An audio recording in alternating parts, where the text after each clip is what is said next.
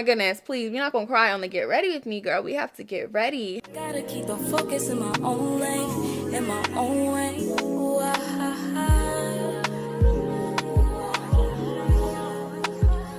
That's the sound of toasting.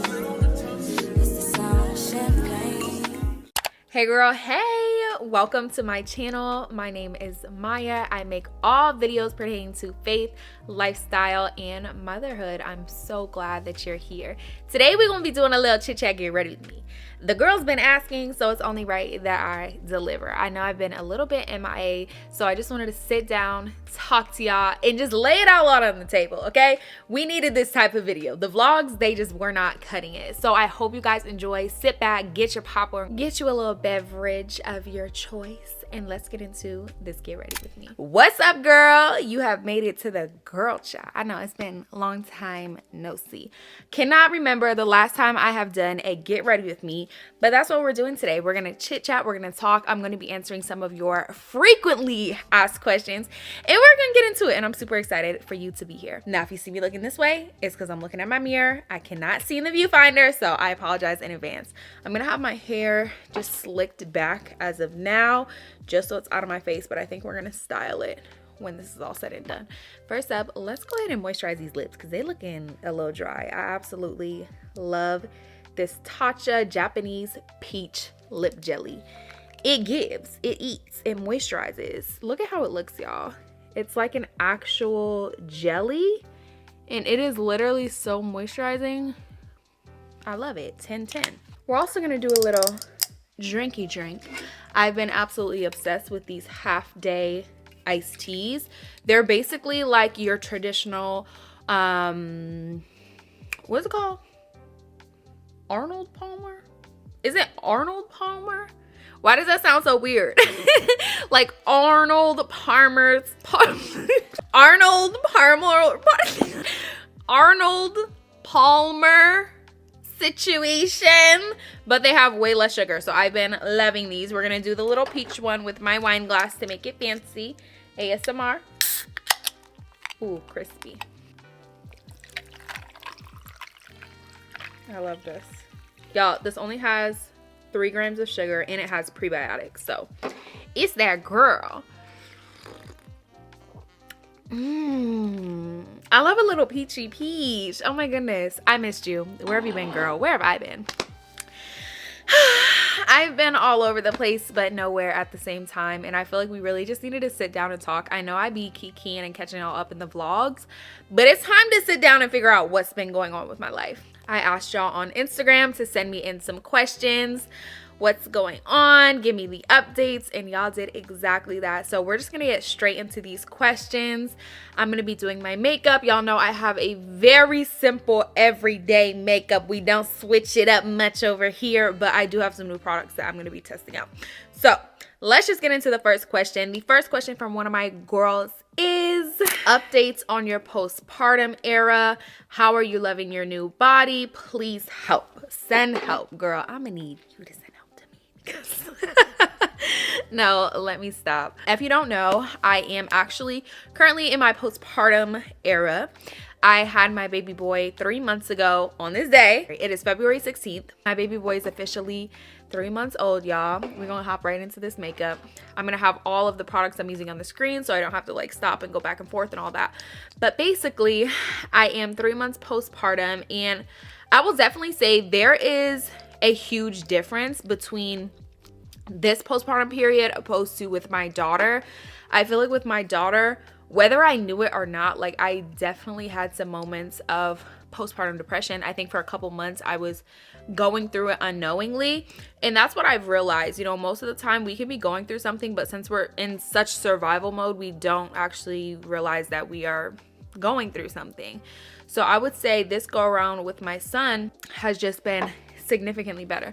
Before I put on my concealer, I'm gonna go ahead and go in with a little Tatcha Silk Canvas. Love this primer. When I do wear primer, this is the primer that I'll use. But yeah, I think I definitely was experiencing a little bit of postpartum depression with my first, and it has been significantly better with my son, thankfully. Now, the postpartum period actually lasts 7 years. I don't know if y'all knew that, but it lasts 7 years. So things could definitely change, but I'm praying that they continue to go well. I think some things that I've done different within this period is really utilize help, prioritize my needs, voice my needs to my husband, and just lean on support. Like, it's not a bad thing to ask for help. Let's also not talk about this. I don't know, I woke up with it, and of course it would be on the day I film a Get Ready With Me. Like, I never break out, but on this day I did. But anyways, I think some differences within this postpartum period opposed to with my daughter is I really utilized and asked for help, and I wasn't afraid to voice my needs and my concerns. With my first, I had no idea what I was doing. And sometimes when you have no idea what you're doing, it's kind of hard to ask for help, because then they realize, like the world realizes, oh, she has no idea what she's doing.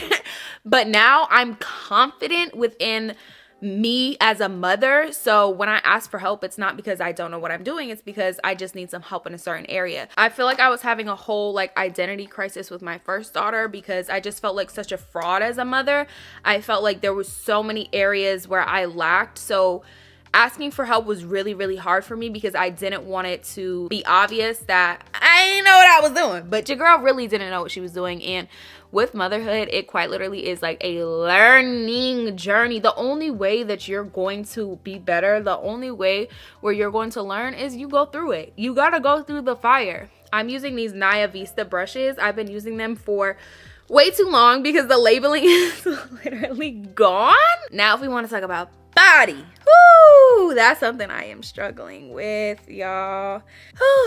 I started my fitness journey January 6th, so it has been over a month now, but it's a struggle. I feel like with my first, yes, I had like a little bit of a postpartum bod, like a little bit, but I still looked bomb.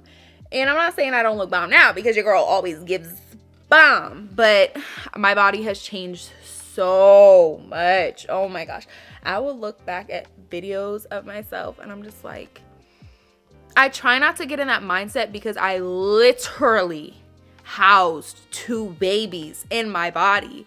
So it's like I try not to get into that mindset, but sometimes it's hard because you do like desire and lust, which is also why the word tells us to not reminisce on the former days. That's a word for somebody. The word literally tells us not to reminisce on the former days, because when we look back at what was, it's from such like a skewed lens where you only see the good. Like you never see the bad in what was, you only see the good. So like I would look at my body from, you know, a couple years ago and be like, oh my gosh, it was so bomb. Not even taking into account that I literally still had insecurities. I still thought I needed to improve on a whole bunch of things when it came to my body. So it was just like, I'm trying to get out of the mindset of reminiscing on what was. I just want to be the healthiest version of me right now. Take all the other stuff away. I just want to be healthy, and whatever that looks like for me. You know, I definitely still am on this weight loss journey. I definitely still want to lose a few pounds. But in regards to like wanting to be the old me, I've kind of let that fantasy go, because it's just not what it is. I am not the old me, mentally, physically, spiritually. Like I'm continuing to grow. And I think instead of looking at that as a negative, I've started to look at it as a positive, because I'm quite literally a new creation. And it is a beautiful thing. I think with motherhood, like it's and the little postpartum hormones as well be having me woo, oh my goodness, please, you're not gonna cry on the Get Ready With Me, girl. We have to get ready. Motherhood is literally like the most transformative experience ever, and a lot of moms go through it without support, unfortunately, when it is such a catalyst moment in your life. So if you don't know who you are in this moment as a mom, like, it's okay, girl. We're literally all trying to figure it out. Nobody has it all together. We're just here. And I think I've also gained such an appreciation and value for my mom, because I now see her like as a person. Like, yes, I'm my daughter's mom, I'm my son's mom, but like I'm literally also just a girl trying to figure out life. I am also just Maya. For a long time, I've also put a lot of pressure on myself to like show up and be the best mom possible without giving myself room to make mistakes. That also contradicts when I say the only way to grow is to make mistakes. So I think I've just recently been finding the balance between like putting my best foot forward, but also extending myself enough grace when maybe I didn't check all of the to-do lists off that day, or maybe I slipped up and reacted to Genesis or reacted to Ezra in a way I shouldn't have. Like, I have to be able to extend myself grace because I'm literally just a girl. I am not perfect. I'm just human, and I'm just trying to figure this journey out. This is so good. Like, if you don't like super sugary drinks, you're gonna like this, but it's still refreshing. Whew. Okay, almost got a little emotional there. But in this question, she also asked about my breastfeeding experience and how that is going. I am currently still breastfeeding.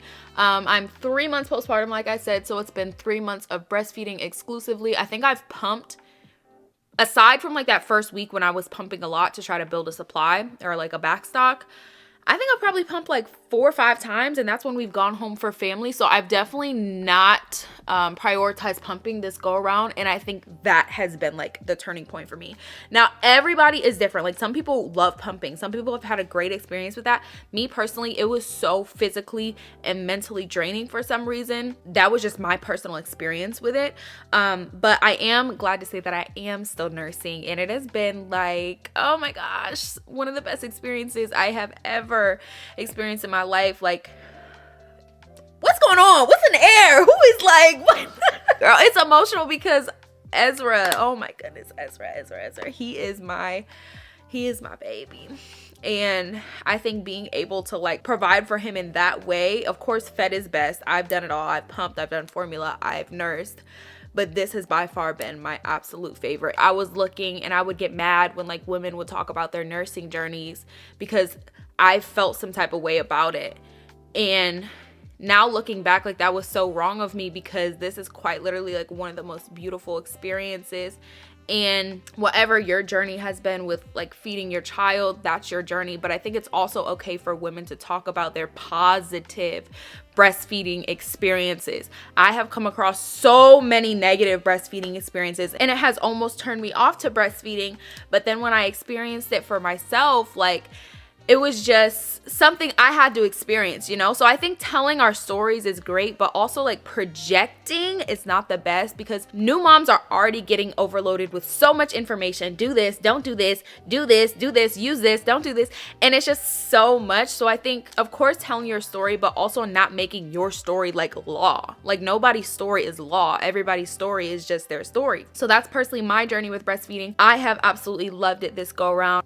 Oh, this is a really good one. I feel like all of these questions are like mommy questions, which I love because I love being a mom. Have you ever experienced mom guilt, and can you go into detail about that? Yes, I for sure can go into detail about it. And yes, I for sure have experienced mom guilt. I feel like every mom has in some shape or form. Somebody remind me to get new brushes because this is unacceptable.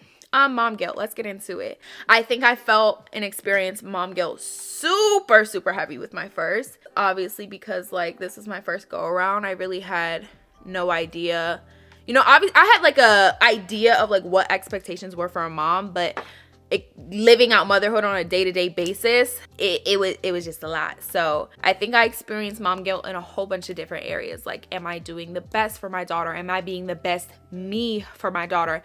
Am I parenting and speaking to my daughter in the best way? And now we're in this whole like gentle parenting era, and I absolutely, you know, I get the tea. I get it. Sometimes y'all be going way too far.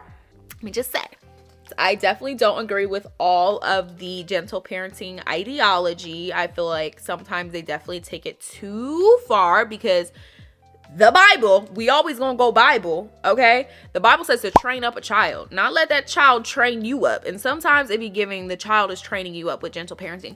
But I do believe in conscious parenting, like walking your child through their emotions, obviously not using like physical abuse as a means of discipline. All of those little things, like, I completely agree with. With Genesis, I struggled a lot with mom guilt because I felt like, again, like I wasn't being the best parent in the world, but that was also because I've never experienced it before and I had nothing to gauge it on. I think as I have matured and grown as a mother, I experience mom guilt less, but nonetheless, I still experience it. I think the biggest struggle I've ever had with mom guilt came about when I was going through the process of putting my daughter within school. She's currently in school, daycare, whatever you want to call it. I call it school because, baby, it's an academy and it's giving academy prices and they have like a whole curriculum and all of that.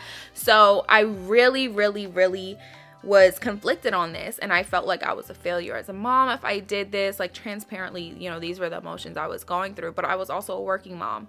And though I do content full time, I also had another business that I ran. This is also a business, y'all. As fun as it is, and like as much as I love to kiki with y'all, like there is work blocks that have to be set in order for me to like get this content out for y'all. So I just remember being so frustrated. Like, I was trying to work and there was absolutely no way I can do this. Like, I had multiple mental breakdowns a week. Being a stay-at-home working mom was extremely hard. Like, it was so hard. And this was also a period where she was like just learning to walk and she was getting into everything, and it was so much. And it felt like I had to pick a side. Like, I was either just going to be a stay-at-home mom or I was just going to work, and it was really hard to find like that middle ground for me. And I feel like just now I'm finding the balance between like work and motherhood. So it was definitely a journey, but I experienced mom guilt super heavy during that period. I think now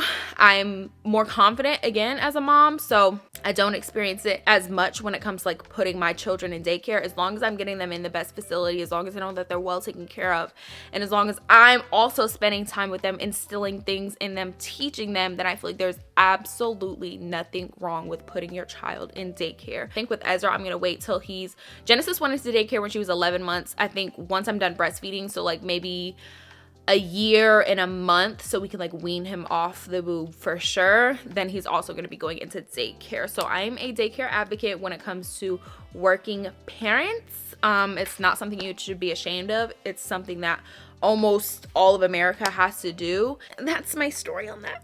One of my girls said, what's your advice on starting a business with your husband? Love that question. So my husband and I recently started our second business together, and it is called Mayagraves Family Inc.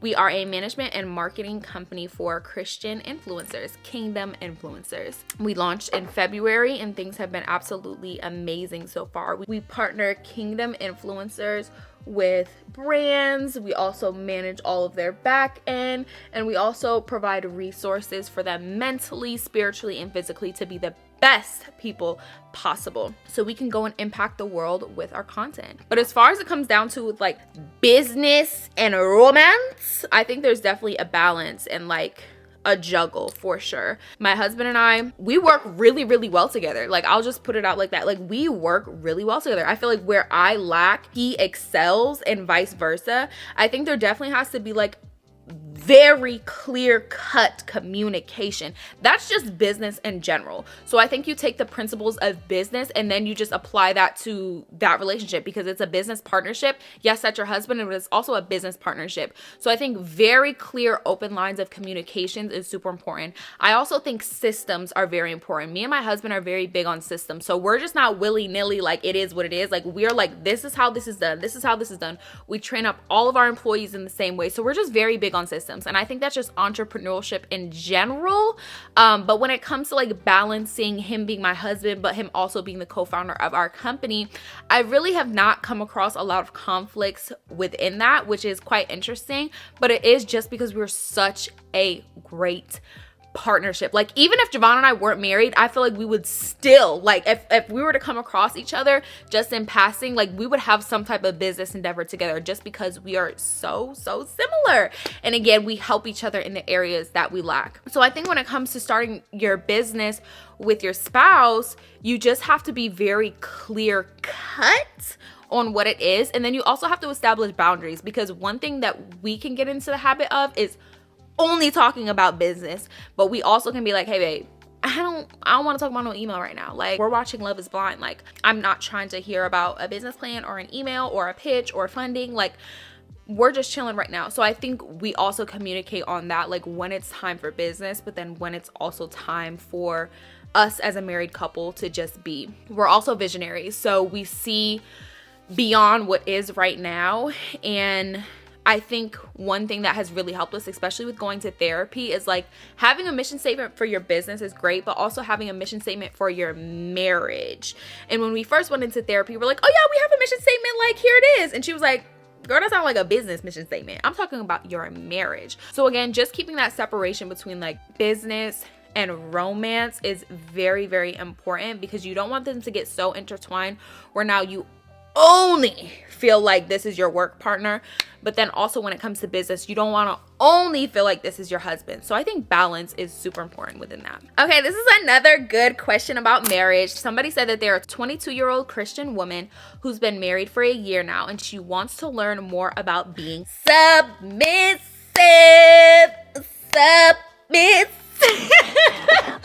Somebody please send help. Let's get into this, baby. Oh my goodness, I'm ready.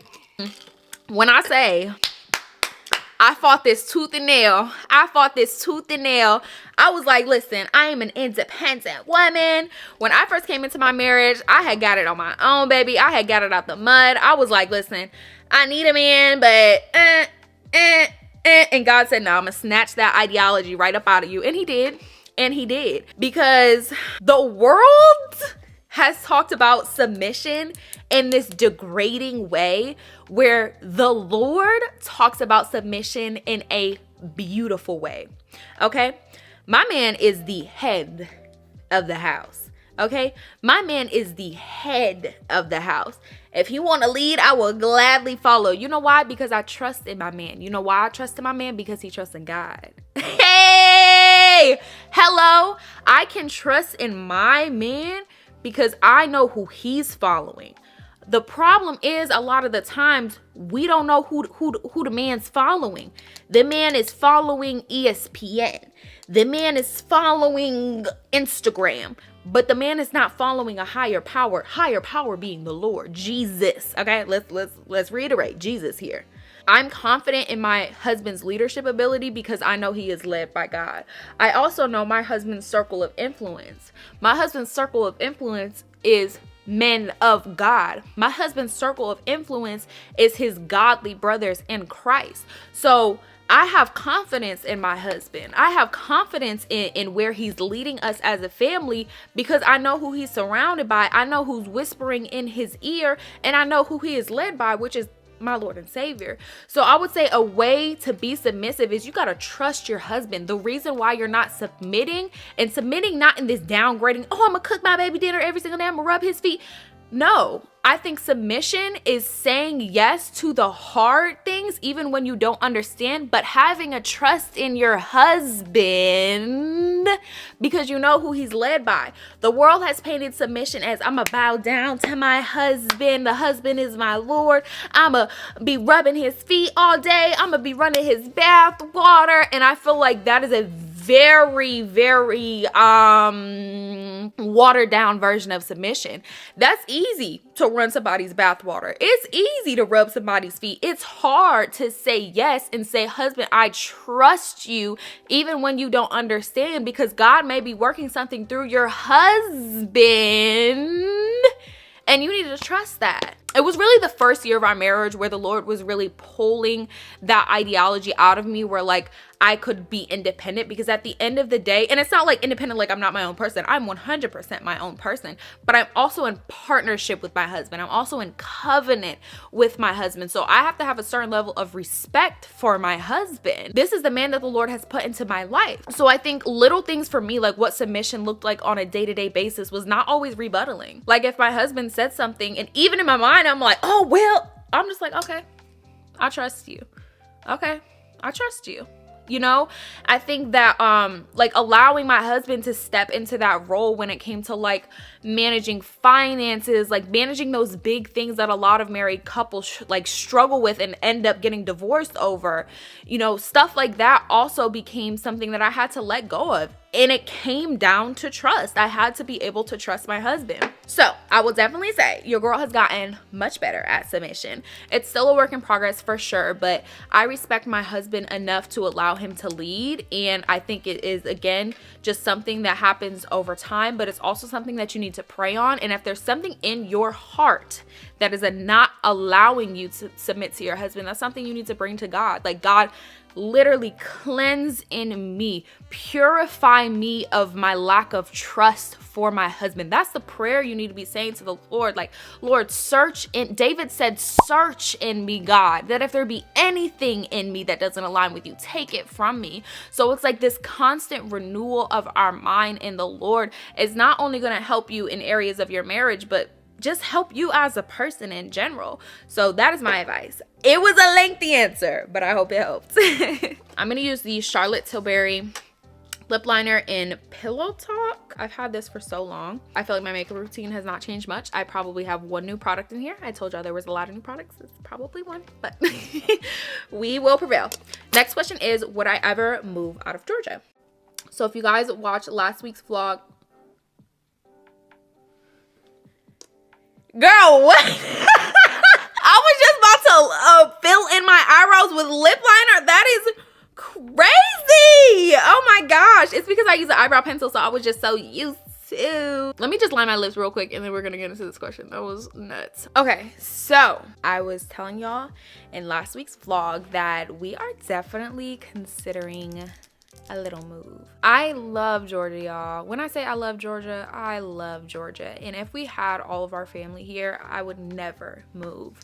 But the reality is, like, all of our family is not here. I mean, literally one family member besides my best friend and my friend group.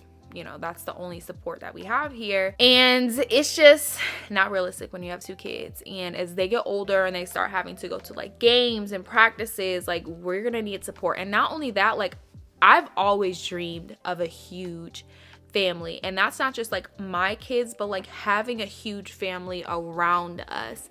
And like all of Javon's family is in Columbus, y'all. Honestly, Columbus kind of gives. Like, I'm not gonna lie. As we went to visit last week, I was like, I could actually see us here, you know. And then like the housing market is definitely better over there as well. So there's a lot of room for like growth, which is what I love. Our home right now, we live in a 3-bedroom. And it's just not big enough. Like, it's just not big enough. We want like a huge property. We want to live on land as well. And like right now we are in the city, so that's just not the case. But we was looking at Ohio and we're like, we would have our family around us. We could definitely get a bigger, better house. Like, there's a lot of pros. And then we're also closer to New York. If you guys don't know, I was actually born and raised in New York. So a lot of my family is in New York, and it's only 6 hours away from Ohio, opposed to 12 hours away from Atlanta. Let me just say, this YSL lip butter gloss, whatever they want to call it, the Rogue Candy Glaze, best lip product ever. It's not as dry as a traditional lipstick. It's got like that glaze to it. It's buttery. It's so good. And the color is bomb. The color is bomb. Like, this is my perfect lip color. I will say the only thing is it's not as glossy as I would love. Like, I love a good gloss, so I do just go over it with a clear gloss. I'm gonna use this plumper from City Lips. I don't really like this one, y'all. It's the only one I have on hand, but it's definitely way too thick for me. But yeah, we would definitely consider moving out of Georgia when the time is right. I would say within the next couple years, as the kids start to go into like real school and stuff like that. I think it's for sure going to be a thing. For my hair, I did lay my edges. I'm gonna put a little bit of product in my boho braids. I feel like my bohos are bohoing. They look so cute. I love the hair that I use. I feel like using like real good quality human hair makes all the difference when it comes to boho braids. So I am so happy with how these turned out. Also have been absolutely loving this mousse. It is perfect for boho braids, perfect for curls in general. I feel like it keeps a nice hold, but it's not too heavyweight. Oh my goodness, I'm actually getting this question a lot. Everybody keeps asking me, would I ever do a meet and greet? What's that one TikTok sound? It's like, fear is the only thing keeping you away from da da da. And I feel like that's the truth. I'm terrified, y'all. What? Like, what? I would love to do one. but I'm scared. Like, would the girls come? Only if the girls come. Like, and y'all love to hype people up on the internet, but when it comes to real life, I will never, ever in my life forget my second birthday. My second birthday. My mom planned this whole party for me. She sent out invites to the whole class and nobody showed up. And it was like my first time experiencing like shame and disappointment. It's a core memory of mine. Like, I remember it significantly because it hurt my feelings. But to answer everybody's question, I would do a meet and greet. What that would look like in real life, I don't know. When that would be, I don't know. But I would love to do one. Maybe we should do like something realistic, like a little girlsy brunch, like rent out a restaurant, like something cute and simple and cute. I remember Aaliyah's Face did something like that, and I feel like that would be like the vibe. Like, I'm not about to be pulling up on the side of the road with a little stand talking about meet and greet, but like something classy, something cute, a little brunch with the girls, I feel like would be for sure a vibe. I also love using this spray on my bohos. It is like a silkening mist, and it does exactly that. It makes your hair so silky. And especially works well with boho. But yeah, I mean, give me like a city list. Like, where should I go? I have a lot of supporters in Columbus. Or should we just do in Atlanta? Because I have a lot of supporters in Atlanta. So it's like, do we do Atlanta and just be home with it? I feel like Atlanta's more realistic because I live here and like I can plan everything out to a T. Is it giving meet and greet? Like, I don't know, girl. That actually kind of got me thinking, like, meeting y'all in real life, do you understand the kikis you would have? Like, you think we be kikiing on the vlog. Do you understand what will go down? Maybe I'm gonna do it in the summer. Maybe that's like a goal I need to set. And it's like, this would be me overcoming my fear. This would be me healing my inner child of nobody showing up to my second birthday party. But then I'm having a meet and greet at 21 and it's a full circle moment. I'm gonna do it. Meet and greet coming. Summer 2024. Oh my gosh. Okay, y'all. So I think this is what we're gonna do. We're gonna fix these edges just a little bit. I don't really want to relay them with product because I kind of want them to be softer, not as like gelled down. I've been doing this middle situation. Not sure how that's working out for me. It's something we've been trying. So this is literally the best setting spray I've come across, as you can tell, because it's literally gone.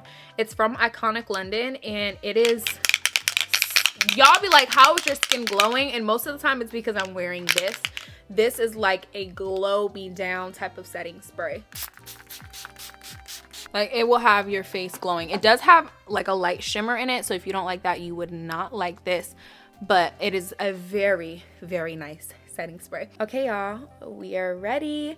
I look so cute. I feel like this get ready with me was so fun. I definitely need to make more of these for y'all. Your girl has been a little bit behind on her content, but I'm for sure ramping it back up for y'all. So I'm super excited that we got to sit down, we got to chat. So I love you so much, girl. Thank you for tuning into this Get Ready with me, and I will see y'all next week. Bye.